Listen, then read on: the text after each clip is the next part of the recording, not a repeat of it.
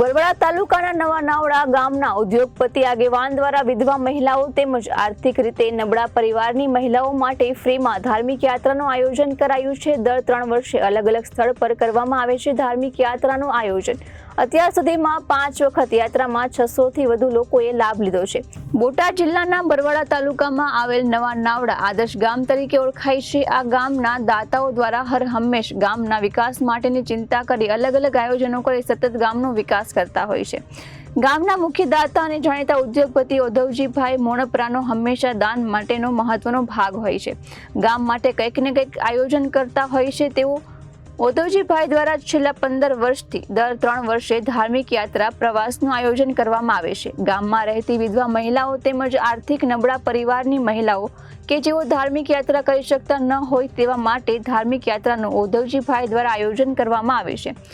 દર 3 વર્ષે આ પ્રમાણેના આયોજનો કરવામાં આવે છે। અત્યાર સુધીમાં 600 જેટલા લોકોએ યાત્રાનો લાભ લીધો છે।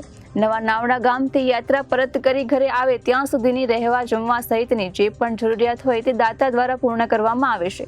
આજ રોજ નવા નાવડા ગામ ખાતેથી ધાર્મિક યાત્રાનું આયોજન કરવામાં આવ્યું હતું, જેમાં કુલ 168 લોકો જવાના હતા। નવા નાવડાથી અમદાવાદ બસ અને ત્યારબાદ ટ્રેનમાં તેમજ અન્ય જગ્યાઓ પર વાહનની જરૂર પડે ત્યાં વાહનની વ્યવસ્થાનું પણ આયોજન કરવામાં આવ્યું હતું। બસમાં વૃદ્ધ મહિલાઓને કોઈ પણ અગવડ ન પડે તે માટે ગામના અન્ય પુરુષો તેમજ મહિલાઓ તેમની સાથે જાય છે, જેથી ઉંમરલાયક વ્યક્તિને કોઈ અગવડ ના પડે, તેમને કોઈ શારીરિક તકલીફ પણ ના પડે। આજ રોજ ધાર્મિક યાત્રા નીકળે તે પહેલા ઉદ્ધવજીભાઈ દ્વારા તમામ મહિલાઓને ગુલાબનું ફૂલ આપી યાત્રાની સફળતા માટેની શુભેચ્છા પાઠવી તેમજ તે દરમિયાન ગામમાં જાણે કોઈ મોટો ઉત્સવ હોય તેવો માહોલ પણ જોવા મળ્યો હતો। ઢોલ વગાડી તમામ ધાર્મિક યાત્રામાં જતા લોકોને ધાર્મિક યાત્રા સફળ થાય તેવો ભાવ હાજર કરતા તમામ લોકોમાં જોવા મળ્યા હતા। ત્યારે આ ધાર્મિક યાત્રામાં જનાર મહિલાઓમાં પણ અનેરો આનંદ જોવા મળ્યો હતો। ખૂબ જ ખુશી વ્યક્ત કરી નવા નાવડા ગામથી આજ રોજ પ્રસ્થાન થયેલ ધાર્મિક યાત્રા અયોધ્યા, પ્રયાગરાજ, કાશી, છપૈયા, અલ્હાબાદ સહિત અન્ય ધાર્મિક સ્થળો પર જશે। આ આયોજનમાં શુભેચ્છા પાઠવવા માટે ગામના આગેવાનો સાથે બરવાડા પ્રાંત અધિકારી તેમજ તાલુકા વિકાસ અધિકારી પણ ખાસ હાજર રહ્યા હતા અને તેમને પણ ધાર્મિક યાત્રામાં જનાર તમામને શુભેચ્છા પાઠવી હતી।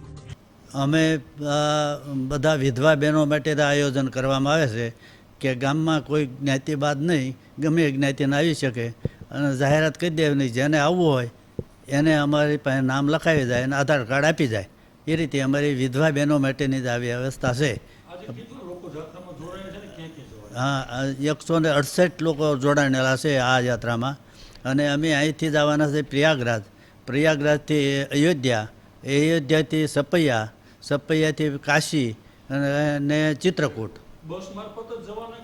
ના, પ્રયાગરાજથી બસ મારફત, અહીંથી અમદાવાદ બસમાં જવાના અને અમદાવાદથી ટ્રેનમાં જવાના।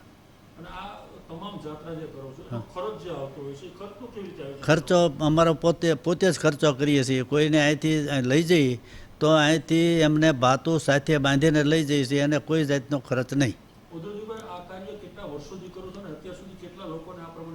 હા, તો 15 વર્ષથી કરું છું, દર 3 વર્ષે કરું છું અને નવા ઉમેરાતા જાય ને અમુક તો પછી અને અમે કહીએ છીએ કે ભાઈ ચાલી ન શકો તો ચલાવશું અમે, તમારે આવવું છે કે નથી આવવું એ હા પાડો।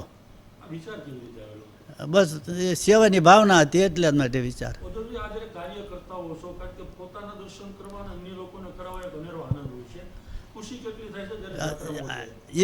આટલો આનંદ તો ક્યારે થાય જ નહીં। હા, સાથે હું દરેક પ્રોગ્રામમાં સાથે જ હોઉં છું। હેમલતાબેન નરેન્દ્રભાઈ મોણપરા। આનંદ તો અનેરો આનંદ છે। સોનાનો સૂરજ ઉગ્યો છે।